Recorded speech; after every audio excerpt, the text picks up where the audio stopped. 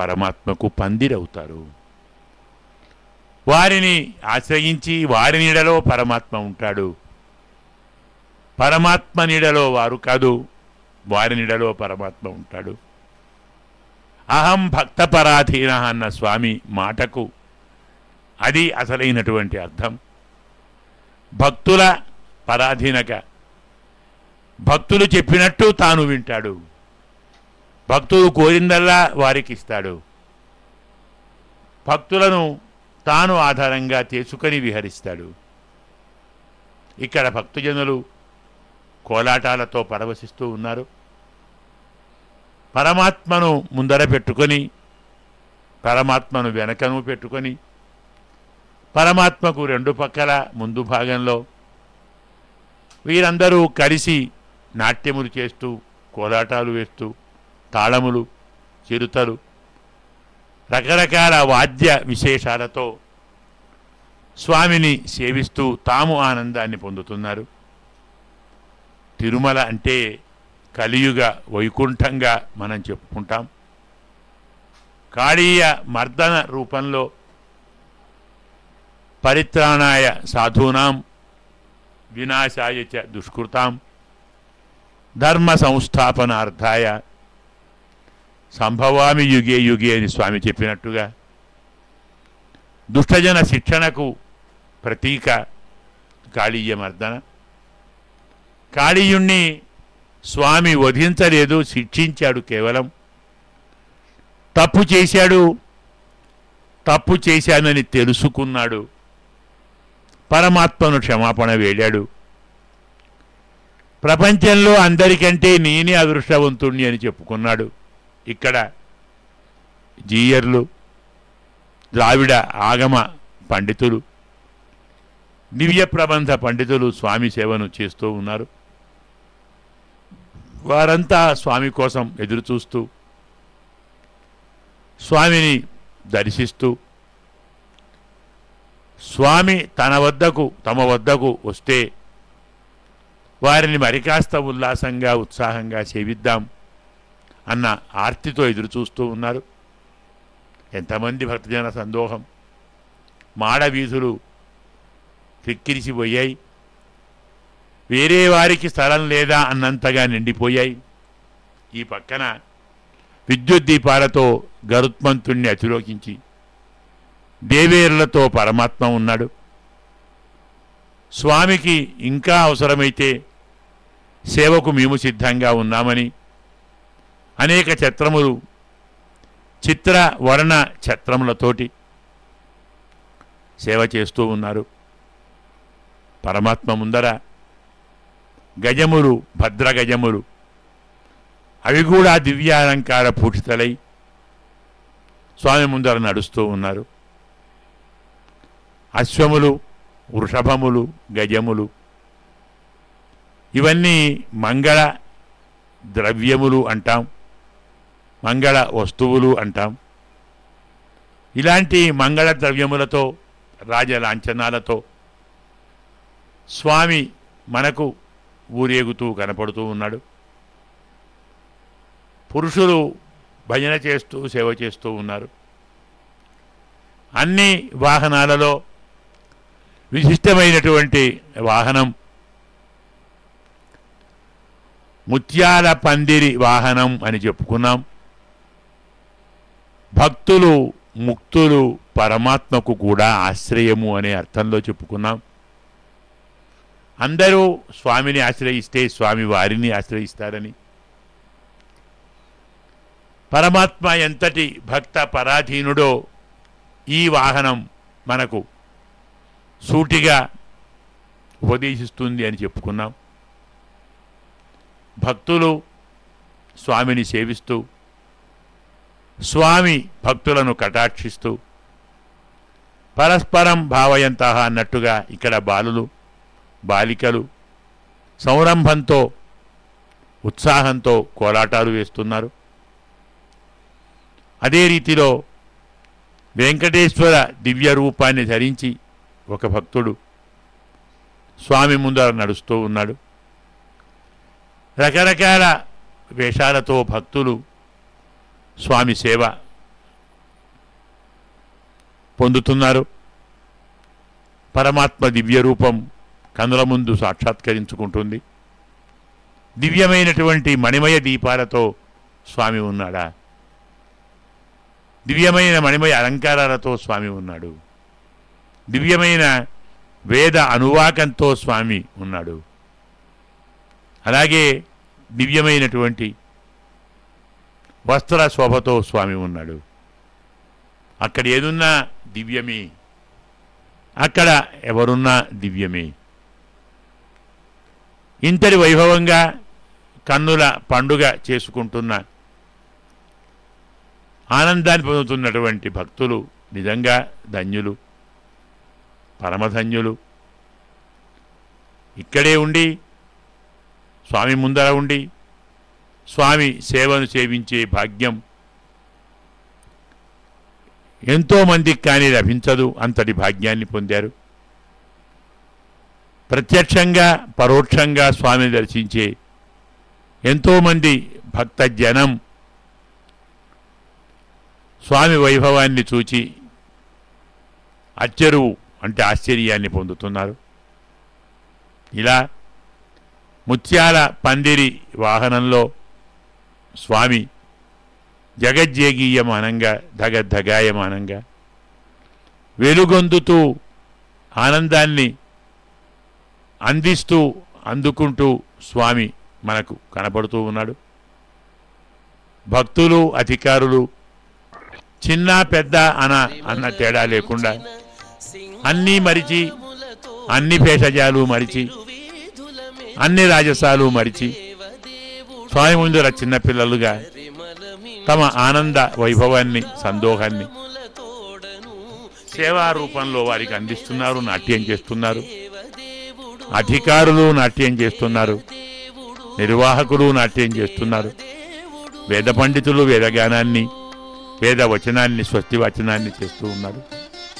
ద్రావిడ పండితులు ద్రావిడ పాఠాన్ని పారాయణం చేస్తూ ఉన్నారు. భక్తజనులు నాట్యములతో నాటకములతో వారు ఆనందిస్తూ ఉన్నారు.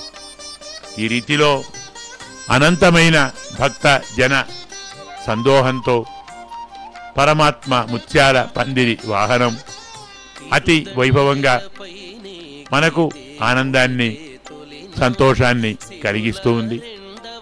భక్తులకు ఎంత ఆనందాన్ని కలిగిస్తుందో వారు చేసేటువంటి నాట్యం దాన్ని చూపుతూ ఉంది. ఈ వైభవంగా ఇలాంటి దివ్య మంగళ విగ్రహ స్వరూపాన్ని సేవా భాగ్యాన్ని మనం పొందుతూ ఉన్నాం, ధరిస్తూ ఉన్నాం. స్వామి దివ్యమంగళ విగ్రహాన్ని దర్శించండి. గరుడ వాహనారూఢుడై ఉన్నటువంటి స్వామి విద్యుత్ దీపాల అలంకారాన్ని దర్శించండి. భక్తుల స్థితిని వైభవాన్ని దర్శించండి.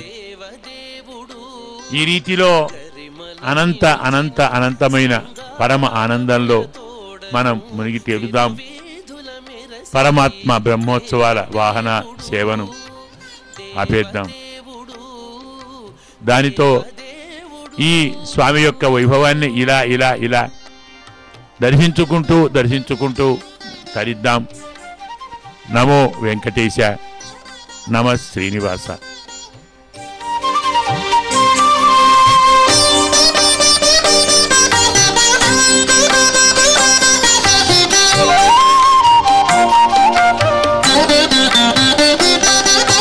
గక్కన 5వ నాడు గరుడుని మీద ఎక్కెను 6వ నాడు ఏనుగు మీద.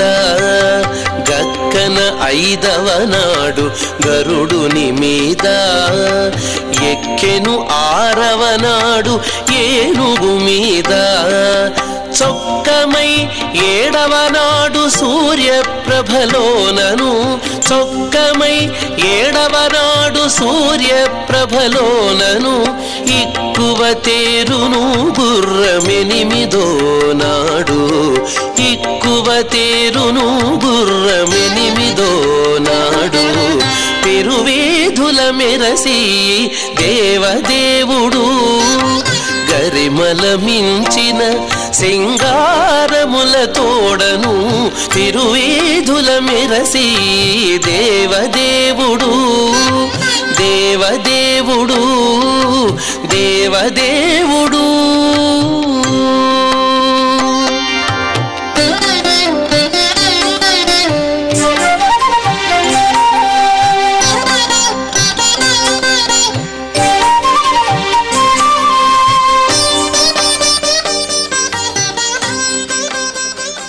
ఆ స్వామి ఆయన శౌర్యాన్ని ప్రకటించాలి అని అనుకుంటే ఆ కృష్ణుడుగా ఎన్ని రకాలుగా ప్రదర్శించాడు.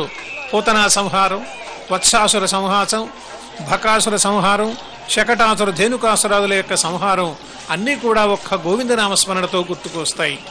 కాళిందీ మర్దనం ఈనాడు మనం ప్రత్యక్షంగా చూస్తూ ఉన్నాం. ఆ తల్లి యశోదాదేవికి పోయి చెప్పారట, అమ్మా మీ పిల్లవాడు చూడు, మీ ఇంతకుముందు చేసిన అన్ని చేష్టలను మించి ఈనాడు ఇక్కడ ఇలా చేస్తున్నాడంటే ఆ తల్లి ఎంతో ఆవేదనతో బయలుదేరి వచ్చిందట. ఏమిట్రా నాన్న ఇలా చేస్తున్నావు అంటే 2 నిమిషాల్లో కాళీ మర్దనం అయిపోయింది. ఆమెకు ఆయన ఏం చేశాడు, అమ్మ నువ్వు దాని గురించి దిగులు పడవద్దు అంటే దిష్టి తీసిందట ఆ కుమారుడికి. మో లోకమంతా కూడా ఇలా అనుకుంటుందిరా నాన్న, నువ్వు ఎందుకు ఇలా చేశావు అని చెప్పి. తల్లి యొక్క హృదయ ఆవేదన అది. స్వామివారు పాలసముద్రంలో శేషపాన్పు మీద శ్రీదేవి భూదేవి సమూతుడై పవళిస్తూ ఉంటే ఆ వెళ్ళినటువంటి దేవతలందరూ కూడా ముందు శేషుడికి తమ యొక్క గోడంతా కూడా వినిపించుకుంటారట. ప్రాచీనమైనటువంటి వేద పురాణ ఇతిహాస ప్రతిపాదితమైనటువంటి ఆత్మతత్వాన్ని అంతటినీ కూడా మన ఈ వాహన సేవలో చూడవచ్చు. మామూలుగా 15 వాహనాలు జరుగుతూ ఉంటాయి ఈ బ్రహ్మోత్సవ సంరంభంలో. ఇందులో ఉండేటువంటి వాహనాలు రకరకాలైనటువంటి వాహనాలు, అన్నీ కూడా స్వామికి ఉపయోగపడేటటువంటి వాహనాలు. ఆ వాహనాలు జంతువులు కావచ్చు, లేదా వృక్ష సంపత్తికి సంబంధించినటువంటి కల్పవృక్షము మొదలైనటువంటివి కావచ్చు. ఒకవైపు ఆదిశేషుడు ఏ విధంగా అయితే స్వామివారిని నిత్యము సేవిస్తూ ఉంటాడో గరుడు కూడా అలానే సేవిస్తూ ఉంటాడట. అందుకే గరుడ సేవ అంటే ఈ కొండ మీద చాలా 6 లక్షల మంది జనం వస్తారు. నిశ్శబ్దమైనటువంటి నీరవమైనటువంటి ఒక జనసముద్రంలాగా మనకు కనిపిస్తుంది ఆ రోజు.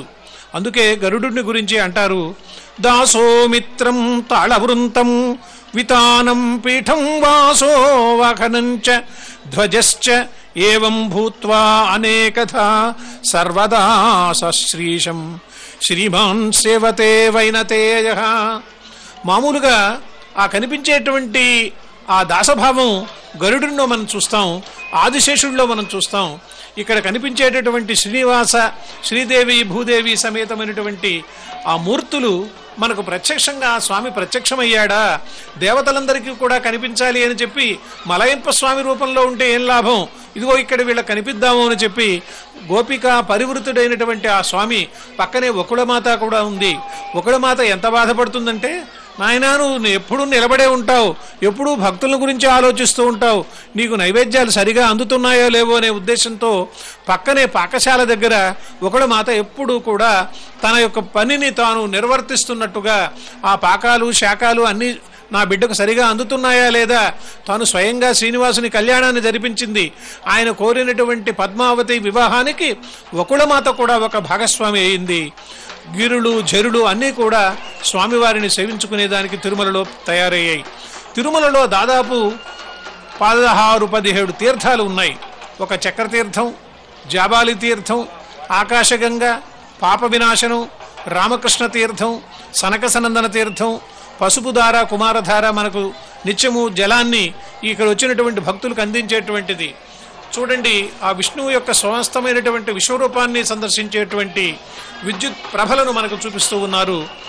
ఆ వషుట్కారు అని చెప్పి మనం ఎక్కడైతే సహస్రనామాల్లో చెప్పుకుంటూ ఉంటామో ఆ స్వామి మనకి ఇక్కడ ప్రత్యక్షం అవుతున్నాడు తిరుమల గిరులలో. ఈ తిరుమల గిరులలో ఒక ధర్మప్రద అయినటువంటి తీర్థాలు, జ్ఞానప్రదమైనటువంటి తీర్థాలు, భక్తిప్రద తీర్థాలు, ముక్తిప్రద తీర్థాలు అని అనేక రకాలుగా ఉన్నాయి. అన్నమయ్య ఎన్నాళ్ళు చూశాడో స్వామిని, ఎన్ని వేల కీర్తనలు రాశాడు. తాను నిత్యము తరించి తనను అవతరింపజేసేటటువంటి ఆ స్వామి కళ్ళ ముందు కనిపించాడు కాబోలు. ఆయన అంటాడు అన్నమయ్య, పరిమళమున్ ప్రభావము శుభస్థితి నిత్య విభూతి విభ్రమస్ఫురణము దివ్య వైభవము భోగము శ్రీ అలమేలు మంగనీయురముననుంచు సన్మునులు యోగి జనంబులు మెచ్చి నీ వర వనితా శిరోమణిని అవారణగొల్తురు వెంకటేశ్వర.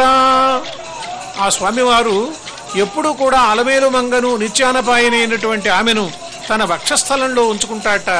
ఆ ఉంచుకున్నందుకు ప్రతిఫలంగానే ఆమె ఎప్పుడూ కూడా దగ్గరే ఉండి స్వామివారి చెవుల్లో చెబుతుంటుందట, ఇదిగో నా భక్తుడు వచ్చాడు, వాడు ఏదో కోరిక కోరాడు స్వామి, మీరు ఆమెను దీవించండి అని చెప్పి అంటూ ఉంటారు.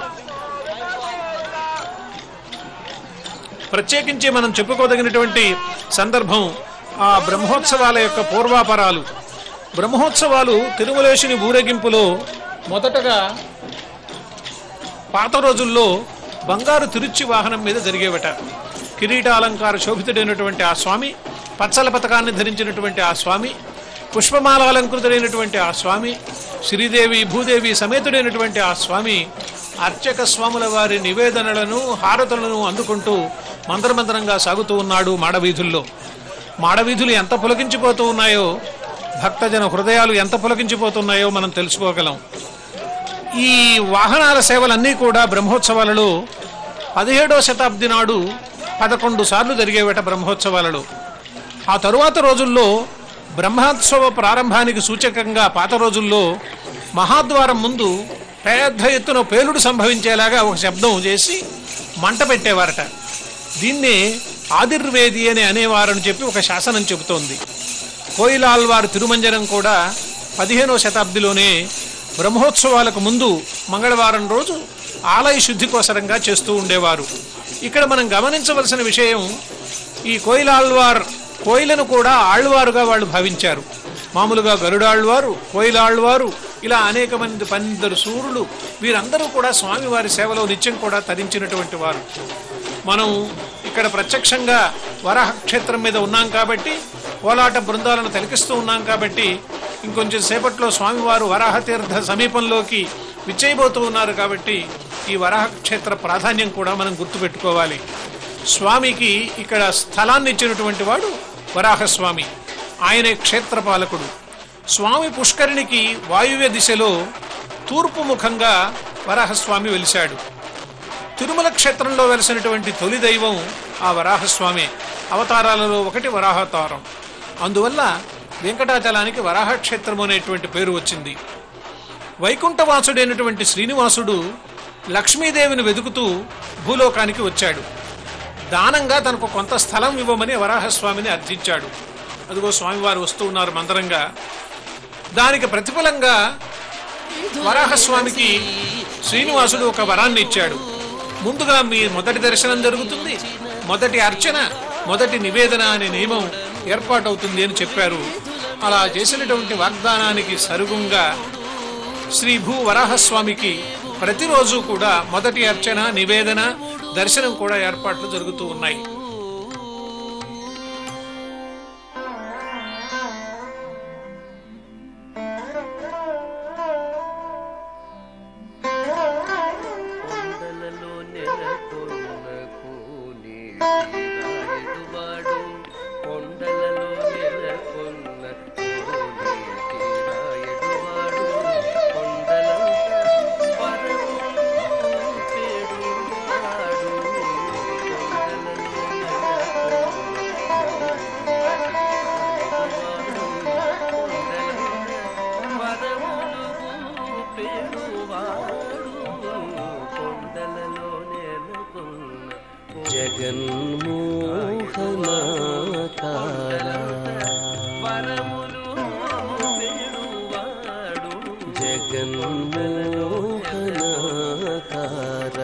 చతురుడవు పురుషోత్తముడవు జగన్మోహనాకార. చతురుడవు పురుషోత్తముడవు వెగటు నా సోదంబు ఇది నీ వేలితో. వెగటు నా సోదంబు ఇది నీ వేలితో, నా వెలితో జగన్మోహనాకార. చతురుడవు పురుషోత్తముడవు వెగటు సోదంబు ఇది నీ వేలితో నా వెలితో జగన్మోహనాకారా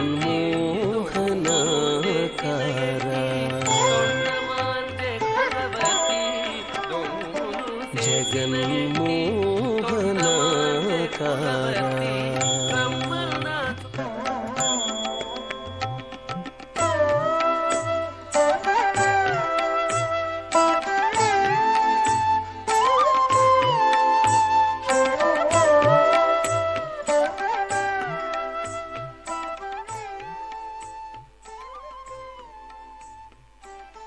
ఎడువాడు కొండలంత వరములుగు పెడువాడు కొండలలో నెలకొన్న కోనేటి రాయడువాడు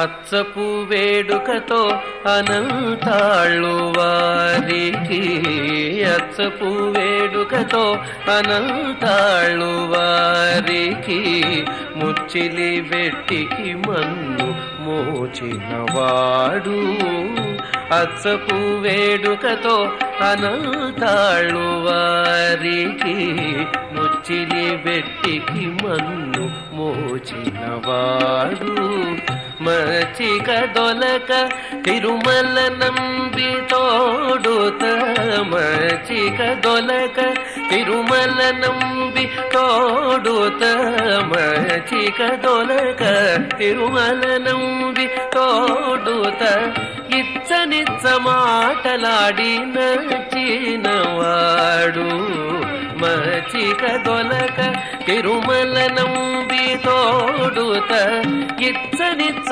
మాటలాడి నచ్చినవాడు కొండలలో నెలకొన్న కోనేటి రాయడువాడు కొండలంత వరములు కూపెడువాడు కొండలలో నెలకొన్న కోనేటి రాయడువాడు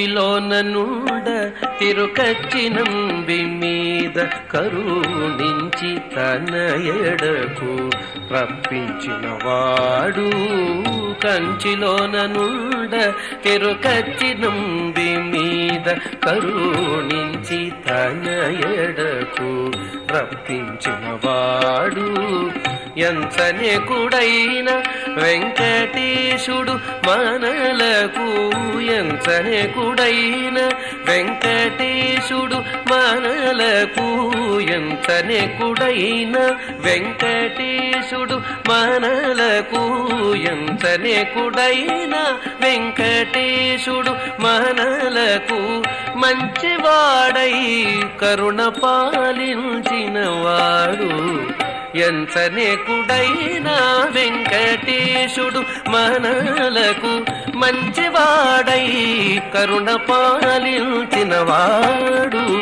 కొండలలో నెలకొన్న కోనేటి రాయడువాడు కొండలంత వరములు కూపెడువాడు కొండలలో నెలకొన్న కొండలలో నెలకొన్న కోనేటి రాయడువాడు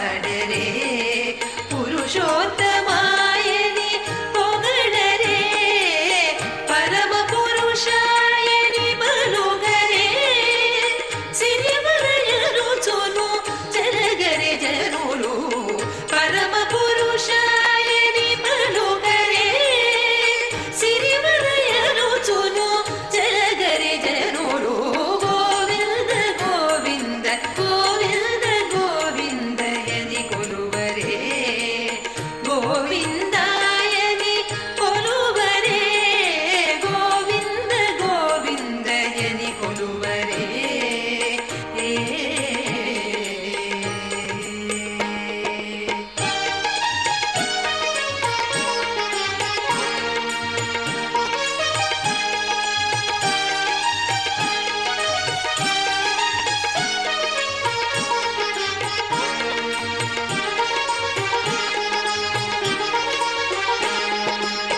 పాండవ వరదాయని పాడరే అండజవాహను కొనియాడరే పాండవ వరదాయని పాడరే అండజవాహను కొనియాడరే కొండల రాయనిని ఓరరే నందిక మాధవునిని తలచరి జనులు కొండల రాయనిని ఓరరే నందిక మాధవునిని తలచరి జనులు గోవింద గోవింద గోవింద గోవింద గోవింద గోవిందయని కొలువరే గోవిందాయని కొలువరే గోవింద గోవిందయని కొలువరే